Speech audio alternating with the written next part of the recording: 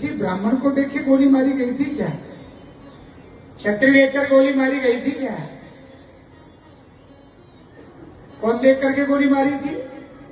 हिंदू देख करके। तो उस समय आपने नहीं कहा कि ब्राह्मण को मारो। तद्वद आचरण में शास्त्रित ब्राह्मण, जो वेद के अनुसार आचरण करता है वह ब्राह्मण है।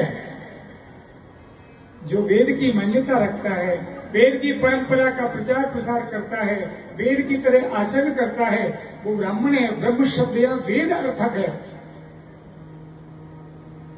ब्रह्म वेद।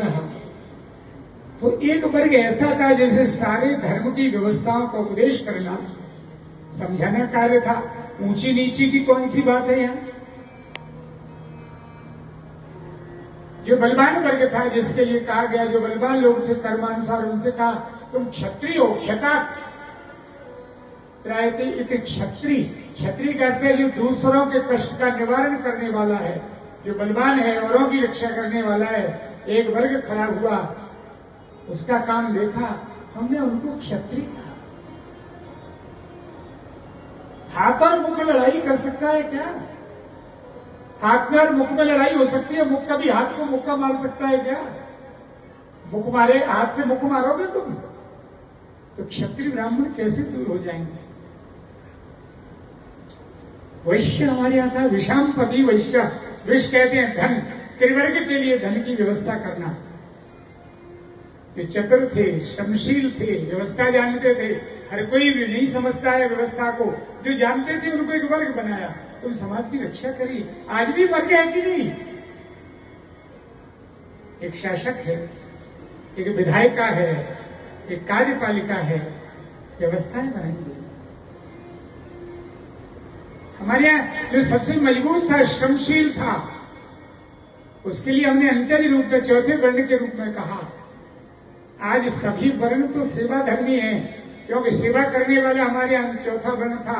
आज सभी लोग सेवा के लिए तत्पर हैं। एक जगह निकलती है और 1000 फॉर्म भरे जाते हैं। हम सब सेवा चाहते हैं, हम सब स्वामी नहीं बनना चाहते, हम सेवक बनना चाहते हैं। तो हम एक ही तो हैं सब। केवल जीवन शैली व्यवस्थित चले, इसके लिए हमारे यहाँ वर्णों की व्यवस्था थी, आश्रमों की व्यवस्था थी कि तुम 25 वर्ष तक सदाचारी रहो, ब्रह्मचर्य का पालन करो, ये हॉलीवुड बॉलीवुड से दूर रहो। आज हमारे देश को बर्बाद कौन कर रहा है? बॉलीवुड। हमारे समाज का सबसे बड़ा दुश्मन कौन है? मोबाइल। एक वर्ग का विधान था कि 25 वर्ष तक तुम्हें इन सारी बातों से दूर रहना है, विद्या अर्जित करना है। वो ब्रह्मचर्य कहां खो गया भारत से? 50 वर्ष तक गृहस्थ रहना था, फिर देश सेवा के लिए काम करना था। वो गृहस्थी कहां चले गए देश के?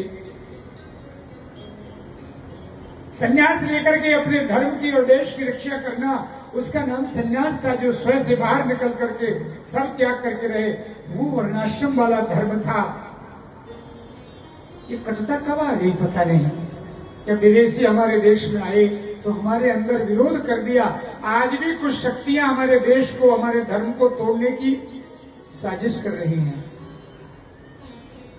सारे विश्व के लोग मानते हैं कि सबसे ज्यादा वीर अगर कहीं है तो भारत में है, विद्वान कहीं है भारत में। विश्व के 20% वैज्ञानिक विश्व में भारतीय हैं। सारा विज्ञान, सारी शक्ति, त्याग और बलिदान हमारे जीवन में रचपच के भरा है। सारे विश्व के लोगों ने देखा कि भारत और कोई कमजोरी नहीं हो सकती। इसलिए हमारे देश में लोगों ने वर्ण को जाति का रूप दिया और देश को तोड़ने की साजिश रची गई। वेदों में, पुराणों में, शास्त्र में किसी भी जाति का उल्लेख नहीं। हमारी एक जाति है मानव जाति, दूसरी जाति है पशु जाति, तीसरी जाति है पक्षी जाति। हम एक समाज।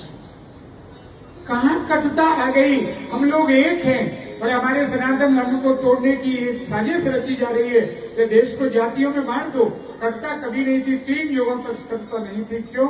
सब समान थे।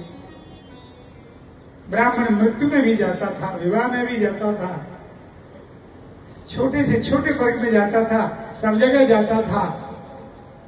हमारे यहाँ विरोध पैदा कर दिया और हमें बांटने की साजिश की जा रही है बंधुओं। इसलिए हम सब सनातनी हैं, हम जाति नहीं है। जब तक जातिवाद रहेगा, जब तक हम एक दूसरे से प्रेम से नहीं रहेंगे, सनातन धर्म समाप्त हो जाएगा। और उसी का कारण है कि हमारे देश पर हमारे पड़ोसी छोटे छोटे लोग जो भूखे मरने वाले देश हैं, वो भी सीना तान के खड़े हो जाते हैं, क्योंकि वो हम हमारी कमजोरी को देख रहे हैं। सनातन जातियों में बच रहा है। इसलिए आप देख रहे हैं आज हमारे यहाँ पहलगाम जैसी घटना हो रही है।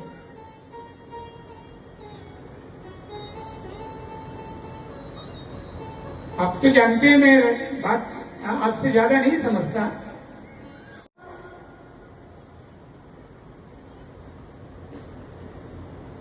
हम एक हैं, जाति पाति दूर करो, जात पात की करो विदाई, और हिंदू हिंदू भाई। हम बदल नहीं कि हमें ऐसा करना है, हमें एक रहना है और नेक रहना है बंधुओं। ये देश के लिए संदेश होना चाहिए हमारा। हम एक रहेंगे, जाति में नहीं बटेंगे। और एक बहुत कड़वी बात निवेदन कर दूं,